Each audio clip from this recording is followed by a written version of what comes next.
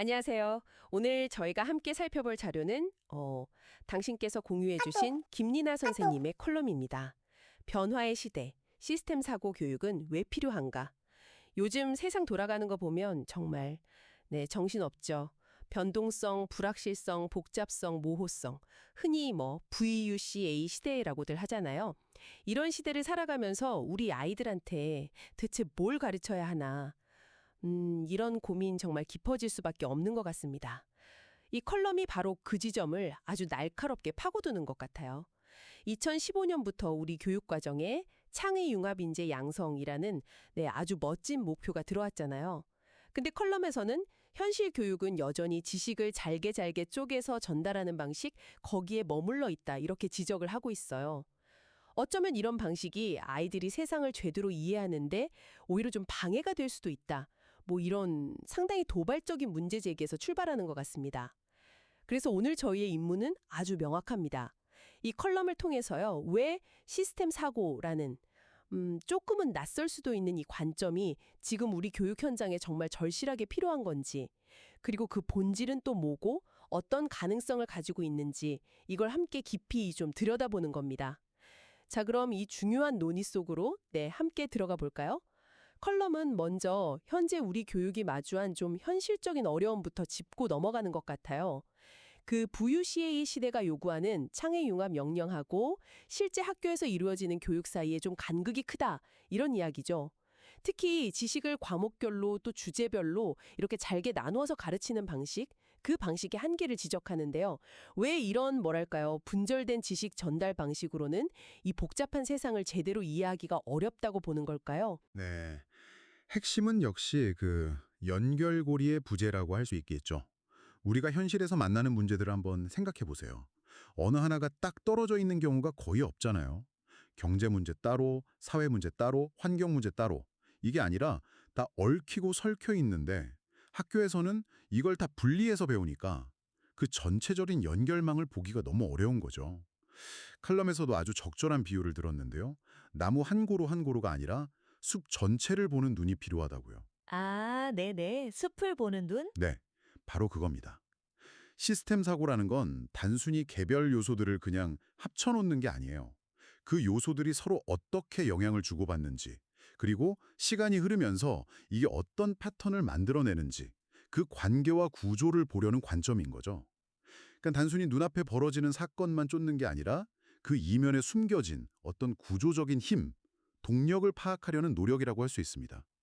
단기적인 결과에 일희일비하기보다는 장기적인 변화의 큰 흐름을 읽어내는 힘, 그게 중요하다고 보는 겁니다. 아하, 숲을 보는 눈이라는 비유가 정말 확 와닿네요. 그런데 사실 창의융합 교육 이야기는 꽤 오래전부터 나온 것 같은데요. 왜 여전히 현장에서는 지식을 이렇게 분절적으로 가르치는 방식이 강하게 남아있다고 칼럼은 진단하는 걸까요?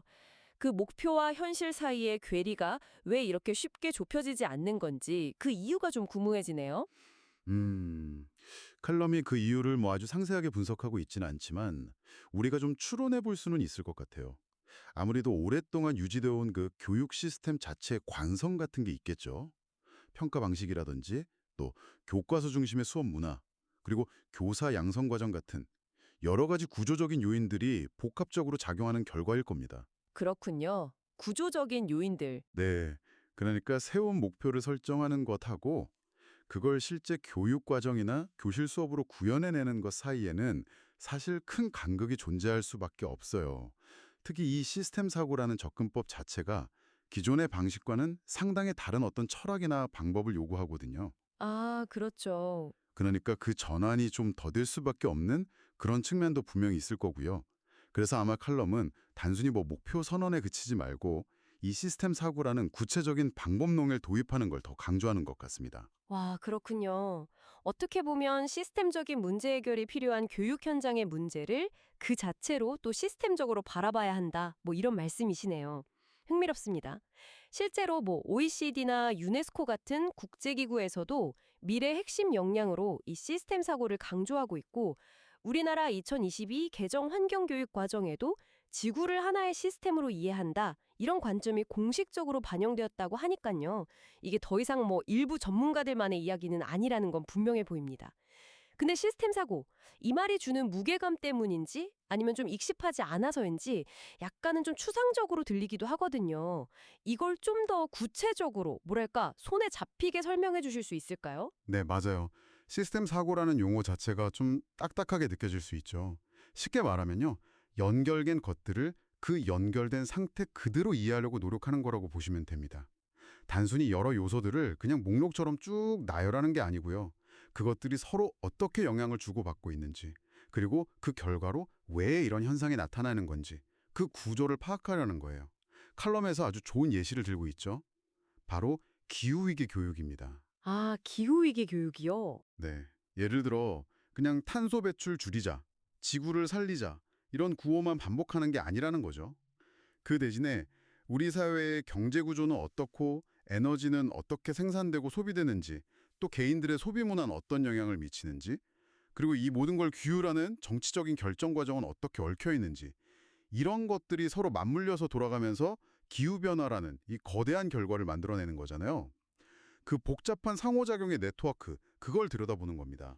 아, 이때 뭐 시각화 자료, 예를 들면 인과순환 지도 같은 걸 그려본다거나 아니면 컴퓨터 시뮬레이션 모델 같은 걸 활용하면 훨씬 효과적으로 탐구할 수 있겠죠. 아하, 그렇군요. 단순히 뭐 원인, 결과 이렇게 직선적으로만 생각하는 게 아니라 여러 요소들이 서로 막 영향을 주고받는 그런 순환적인 관계를 보는 거군요. 그렇게 복잡한 연결망을 이해하고 나면 문제를 훨씬 더 입체적으로 파악할 수 있겠네요. 그리고 중요한 건 이 복잡한 시스템 안에서 어디를 딱 건드려야 전체 시스템에 가장 효과적인 변화를 일으킬 수 있을지, 그러니까 칼럼에서 말하는 그 지렛점, 레버리지 포인트, 그걸 찾을 가능성이 높아진다는 거겠죠? 맞습니다. 이야, 이건 단순히 기후위기가 심각하구나 하는 지식을 아는 수준을 훨씬 넘어서는 거네요. 정말로 문제를 해결하기 위한 실질적인 접근 방법을 고민하게 만드는 그런 훈련이 되겠어요. 정확합니다. 바로 그 지점이 시스템 사고 교육이 갖는 핵심 가치 중 하나예요. 문제의 근본 원인에 좀 더 가까이 다가가게 하고 효과적인 해결책을 모색하는 능력을 길러주는 거죠. 그런데 여기서 한 걸음 더 나아가는 게 중요합니다. 칼럼도 그 점을 강조하고 있고요. 뭐냐 하면 학생들이 이런 탐구 과정을 통해서 시스템 안에 있는 다양한 요소들이 서로 얼마나 깊이 의존하고 있는지를 그냥 머리로만 아는 게 아니라 뭐랄까 체감하게 된다는 겁니다. 아, 체감하게 된다. 네. 예를 들어서 내가 매일 쓰는 플라스틱 제품 하나가 있다고 쳐보죠. 이게 단순히 그냥 쓰레기 문제를 넘어서서 저 멀리 석유 산업, 국제 무역, 바다 생태계, 심지어는 미세 플라스틱을 통한 내 건강 문제까지 어떻게 다 연결되는지 이걸 직접 그림으로 그려보고 친구들과 토론하다 보면 그 복잡한 시스템 속에서 나라는 존재가 결코 동떨어져 있지 않다는 걸 깨닫게 된다는 거죠. 그렇죠. 나의 아주 작은 선택이나 행동 하나하나가 이 시스템 전체에 어떤 파장을 미칠 수 있구나. 이걸 성찰하게 되는 겁니다. 이것이 바로 그냥 지식 습득에 머무는 게 아니라 자신의 삶의 방식을 근본적으로 좀 돌아보고 변화시키려는 어떤 동기부여로까지 이어질 수 있다는 점에서 굉장히 강력한 교육적 접근이라고 칼럼은 이야기하고 있어요. 물론 그 변화가 쉽지는 않겠죠. 하지만 문제의 구조를 이해하는 것, 그 자체가 변화의 중요한 시작이니까요. 그런데 이 칼럼에서 제가 개인적으로 정말 흥미롭게 읽었던 부분이 있어요. 이 시스템 사고 능력이 단순히 문제 해결 능력 향상에만 기여하는 게 아니라 민주 시민성 함양과도 아주 깊숙이 연결된다는 주장이었거든요. 솔직히 처음에는 시스템 사고랑 민주 시민성이 어떻게 바로 연결되지? 하고 약간 고개를 갸웃했었어요. 칼럼은 이 둘의 관계를 어떻게 설명하고 있나요? 네, 저도 그 부분이 상당히 인상 깊었습니다. 칼럼의 논지는 이렇습니다. 시스템 사고를 배우고 또 실천하는 그 과정 자체가 민주적인 소양을 기르는 훈련이 된다는 거예요. 과정 자체가요? 네. 왜냐하면 어떤 시스템이든 간에 딱 하나의 정답이나 유일한 관점만 존재하기는 어렵기 때문이죠. 특히 복잡한 사회 시스템은 더욱 그렇습니다. 칼럼에 따르면 시스템 사고 교육은 자연스럽게 모둠 토론이나 협력 학습을 강조하게 된다고 해요. 예를 들어서 우리 동네 쓰레기 문제를 시스템 사고로 접근한다고 한번 생각해 보죠. 그럼 학생들은 아마 각자 다른 관점에서 주민 입장, 환경미화원 아저씨 입장, 재활용업체 입장, 아니면 지자체 공무원 입장 등등 문제를 바라보고 자료를 조사하고 의견을 나누게 될 겁니다. 그럼 이 과정에서 필연적으로 서로 다른 생각이나 주장이 막 부딪히게 되겠죠. 네, 당연히 그렇겠죠? 바로 이 지점에서 민주시민성의 핵심적인 요소들이 길러진다는 겁니다. 내 의견만 옳다고 막 주장하는 게 아니라 다른 사람의 이야기를 일단 주의 깊게 듣고 그 관점에 더 타당한 부분이 있을 수 있다는 걸 이해하려고 노력하고 때로는 서로 다른 의견을 잘 조율해서 합의점을 찾아 나가고 그래서 결국 공동의 해결책을 함께 만들어가는 그런 경험을 하게 된다는 거죠. 아, 이것이 바로 타인의 관점을 존중하는 태도, 그리고 공동체 문제 해결을 위한 협력의 중요성, 또 그 과정에서 내가 맡은 역할에 대한 책임감 같은 것들을 배우는 정말 살아 숨쉬는 민주주의 교육 현장이 될 수 있다는 겁니다. 더 나아가서 보면요. 시스템 사고는 특정 개인이나 어떤 집단의 단기적인 이익만 근시안적으로 보는 그런 시각에서 좀 벗어나게 해줘요. 사회 전체 시스템의 장기적인 건강성이나 지속 가능성에 미치는 영향을 종합적으로 고려하도록 유도하거든요. 그렇죠. 전체를 보니까. 네. 그렇기 때문에 자연스럽게 공익적 관점을 내면화하는 데도 큰 도움을 줄 수 있다는 거죠. 눈앞의 현상 너머에 있는 어떤 구조적인 맥락을 읽어내고 다양한 이해관계를 고려하면서 다각적인 해법을 모색하는 훈련, 이야말로 복잡한 현대사회를 살아가는 민주시민에게 정말 꼭 필요한 자질 아니겠습니까? 와, 그렇게 설명을 해주시니까 시스템 사고하고 민주시민성 사이의 연결고리가 훨씬 명확해지는 것 같습니다. 단순히 지식을 배우는 걸 넘어서서 함께 토론하고 또 해결책을 모색해 나가는 그 과정 자체가 정말 중요한 학습 경험이 된다는 거군요. 결국 이 모든 논의는 한 가지 결론으로 모아지는 것 같아요. 바로 우리 교육의 근본적인 변화가 이제 더 이상 미룰 수 없는 과제다라는 점이죠. 칼럼은 기후위기라든지 인공지능의 아주 급격한 확산, 또 날로 심화되는 사회 불평등 같은 이런 거대한 전환의 시기에 만약 교육이 계속 과거의 방식에 머물러서 제 역할을 제대로 하지 못한다면 미래 세대는 문제의 뿌리를 보지 못하고 그냥 피상적이고 단기적인 대응에 급급할 수밖에 없을 것이다. 이렇게 아주 강력하게 경고하고 있습니다. 이 경고가 상당히 무겁게 다가오네요. 네, 그 경고는 결코 가볍게 넘길 수 없는 지적이라고 생각합니다. 그래서 칼럼은 이 변화의 무게가 오롯이 학교 현장의 교사들 어깨에만 지워져서는 안 된다는 점을 분명히 하고 있어요. 아, 그렇죠. 교사만의 문제는 아니죠. 네, 교육 정책을 만들고 지원하는 교육청 같은 기관, 또 교육과정 전문가들, 교사 양성기관, 그리고 가정에서 아이들을 지지하는 학부모님들까지 우리 사회 구성원 모두가 왜 지금 교육의 패러다임이 바뀌어야 하는가에 대해서 깊이 공감대를 형성하고 각자의 위치에서 변화를 위한 구체적인 노력에 동참해야 한다는 거죠. 이게 특정 집단만의 문제가 아니라 우리 사회 전체의 과제라는 인식이 무엇보다 중요하다고 강조합니다. 근데 다행스러운 점은요, 칼럼에서도 언급하고 있듯이 이런 시스템 사고 교육을 교실에서 실제로 구현하기 위한 다양한 어떤 이론적인 기반이라든지 교육 자료들, 또 구체적인 수업 방법들이 이미 국내외 여러 연구자분들이나 실천가들에 의해서 꾸준히 개발되고 있다는 사실입니다. 아, 이미 자료들이 있군요. 네, 전혀 맨 땅에서 새로 만들어내야 하는 그런 상황은 아니라는 거죠. 따라서 중요한 것은 교사분들이 이런 자원들을 좀 적극적으로 탐색하고 배우면서 자신의 교실 상황이나 학생들의 특성에 맞게 창의적으로 적용해 보려는 그런 의지와 노력이 아닐까 싶습니다. 그리고 이런 과정은 단순히 새로운 교수법을 익히는 걸 넘어서서 교사 스스로의 전문성을 한 단계 더 끌어올리는 그런 성장의 기회가 될 수도 있을 거고요.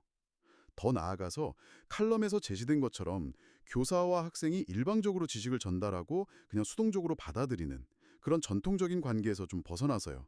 복잡한 문제를 함께 탐구하고 서로에게 배우면서 함께 성장하는 그런 학습 파트너로서의 새로운 관계를 형성하는 데도 크게 기여할 수 있을 겁니다. 설령 현실적인 어려움 때문에 이상적인 협력 관계를 당장 구축하기는 좀 어렵다 하더라도요.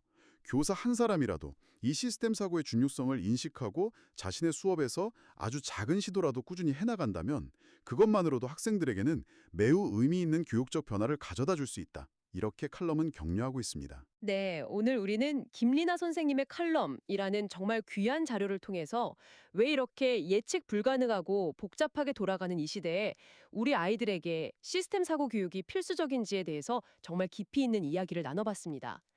핵심은 이제 명확해진 것 같아요. 교육이 더 이상 분절된 지식의 조각들을 그냥 쌓아 올리는데 만족해서는 안 된다는 것.